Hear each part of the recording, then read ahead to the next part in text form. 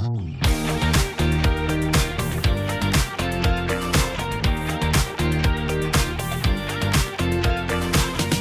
I wake up, I know that you are with me every step of the way. You're strong enough to handle any fear that I face. Even things that scare me, 'cause they seem too big. Even all the hard things that make me wanna quit. You're bigger than it all, and you're in charge of it. And I don't feel so worried when I look to you, Jesus. Your love is unforgettable. Your strength is undeniable. With you, nothing is impossible. You are the reason, you are the reason I'm brave. You are the reason, you are the reason I'm brave. You are the reason, you are the reason I'm brave. When I look at how great you are, your kindness helps me believe that you are good, and with you I can do anything. Even things that scare me, 'cause they seem too big. Even all the hard things that make me wanna quit. You're bigger than it all, and you're in charge of it. And I don't feel so worried when I look to you, Jesus. Your love is unforgettable. Your strength is undeniable. With you, nothing is impossible. You are the reason, you are the reason I'm brave. You are the reason, you are the reason I'm brave. You are the reason, you are the reason I'm brave. Your love is unforgettable. Your strength is undeniable. With you, nothing is impossible. You are the reason, you are the reason I'm brave. You are the reason, you are the reason I'm brave. You are the reason, you are the reason I'm brave. Hello, Kidspace Family Experience! I am so excited that you are here with us today. This month we're finding out how God can give us courage. Malia, what is courage again? Well, courage is about being brave and facing your fears. And actually, it's bigger than that. Courage is being brave enough to do what you should do, even when you are afraid. When I think about courage, I think about, superheroes. And when I think about superheroes, I think about how many of them have superpowers. And I thought for today's game, we could act out different superhero powers. Whoa. This is so much fun. It's like superhero charades. Wow, okay. We're going to call out some different superhero powers, and we have to act out what we think they are together. I am so excited! Our first one is super strength.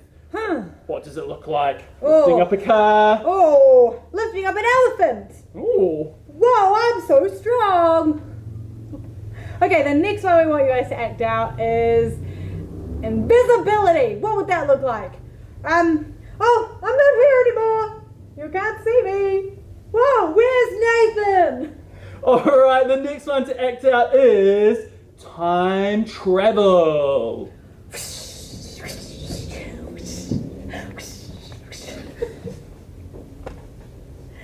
Whoa, guys, I just flew through time. I'm amazing. Oh, you're 80 years old. Oh. The next one, guys, is flying.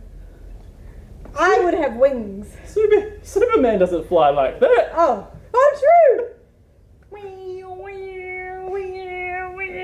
Okay, the next superhero power is spiderweb hands. I think that Spider-Man is my arch nemesis, so I can't do that, can I? Is that? Okay, the next one is being able to stretch really far and wide. Long lib syndrome. And then the next one is Nathan's favorite, super speed. And last one, mind reading. You guys really don't want to know what Malia's thinking about. Wow, guys, that game was so fun. I love superheroes. But you know what's great? I don't need superpowers to be strong or to be brave or to have courage. I have Jesus on my side, and He is all of the strength that I could need. And in our Bible story today, we're going to learn how we can do what's right, even when things seem impossible. Hey, Erica. Hey, everyone. At this time, one of the ways God spoke to the people was through a priest. The high priest Samuel had loved and listened to God since he was a young boy, and he was deeply saddened when he saw that King Saul was ignoring God. But God spoke to Samuel. I am sending you to Jesse in Bethlehem. I have chosen one of his sons to be king. So Samuel was in a tricky position. Saul could have Samuel killed for anointing a new king, but Samuel chose to be brave and do exactly as God had told him. Samuel traveled to Bethlehem, where Jesse lived with his sons. The first son, Eliab, was tall and handsome and definitely looked like king material. And Samuel thought to himself, Oh, this has to be the one the Lord wants me to anoint for him. but God had something super important to say to Samuel. Do not consider how handsome or tall he is. I have not chosen him. People look at the outside of a person, but the Lord looks at what's in his heart. Jesse had 6 other sons stand right in front of Samuel, but even though they looked pretty kingly, God made it clear to Samuel. Well, God hasn't chosen them either. Are these the only sons you have? Well, my youngest son is taking care of the sheep. Well, okay, send for him. So of course, Jesse sent for his youngest son, David. And when David showed up, well, he looked and smelled like he'd been hanging out with, well, a bunch of sheep. But God was looking at David's heart instead of his haircut. He told Samuel, Get up and anoint him. This is the one. So Samuel poured oil on David's head, a special sign that God had chosen him to be the next king of Israel. Okay, now, just to be clear, David was not king yet. In fact, Saul didn't even know there was a new king waiting in the wings. He was busy leading the nation, and later trying to fight off a Philistine invasion. And the Philistines had a secret weapon, a warrior more than 9 feet tall, named Goliath. Choose one of your men. Have him come face me to decide this war. I dare you. Obviously, the Israelites were terrified! For 40 days in a row, they cowered behind the battle line as Goliath repeated his dare. Now, David's brothers were part of Saul's army. And after all this time, their dad wanted to make sure they were okay. So Jesse told David to leave the sheep behind and take some food to his brothers. David arrived just in time to hear Goliath's challenge. Come and fight me. I dare you. Right away, David turned the men around him. He's bringing shame on Israel and trash-talking God. Someone has to fight him. Word got back to King Saul that this kid was asking about Goliath. So Saul sent for David. Don't let anyone lose hope because of this Philistine. I'll go out and fight him. You're too young. When I'm taking care of my father's sheep, sometimes a wild animal attacks. I go after it to save the sheep. I've killed a lion and a bear. God saved me from them, and he'll save me from this Philistine. Go. May the Lord be with you. At first, Saul wanted David to wear his own armor. But it was super heavy, and David wasn't used to it. So David shrugged it off and went and found 5 smooth stones from the stream instead. Come and fight me. This time, when Goliath made his challenge, David stepped forward. The warrior mocked him. Come over here. I'll feed you to the wild animals. You come against me with a sword, but I come against you in the name of the Lord. He'll give me victory over you. As Goliath moved to attack, David raced forward. He took one of those stones, fit it in his sling, and spun it with all his might. The stone sliced through the air and hit Goliath squarely in the head. Ow. The giant swayed and fell to the ground, dead.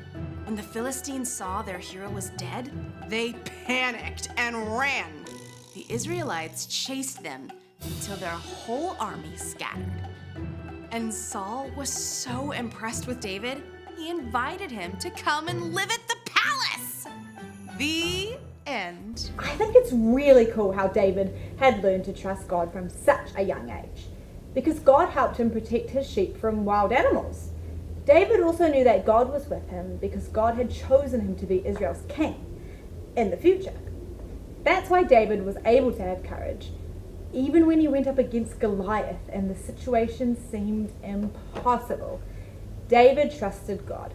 And remember, you can do what you should even when things seem impossible. You know, when things happen in our lives that feel impossible, we can always talk to God about it. God can give us the courage that we need to do what's right. You know, maybe your mum or your dad or a grandparent told you to clean your room. I know Malia's been told that. The job is just so big that you feel like you can't even get started. But remember, God can help you to do what you should, even though it seems impossible. Maybe you've been dishonest before and you got caught and it's time to tell the truth. That might seem impossible, but God can help you to have the courage to do what you should do. If you're up against something that seems impossible, don't forget that God is always there to help you. Why don't you stop and think about how good and powerful God really is? God is big enough and strong enough to raise Jesus from the dead. When we put our trust in Jesus, we can have courage. We don't have to be afraid because God's power is bigger than everything, even death. We can trust God no matter what. Hey Nate, what's our family question for today? Well, our family question for today is, what seems impossible to you? What is something that is happening in your life right now that feels impossible? Like it might never get fixed or completed. Maybe it's happening with you. Or maybe with someone that you know, or even a situation that's happening in the world right now around you. So why don't you sit down with someone at home right now and talk about this question together?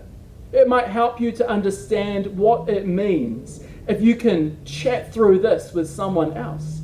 And what is so great is that God cares about all of it. And God really wants to help you through it and face it with courage. And once you've done talking about this question, well, then you can head over to our Kidspace page on Facebook and watch another episode of the So and So Show. We'll see you guys next week. Bye!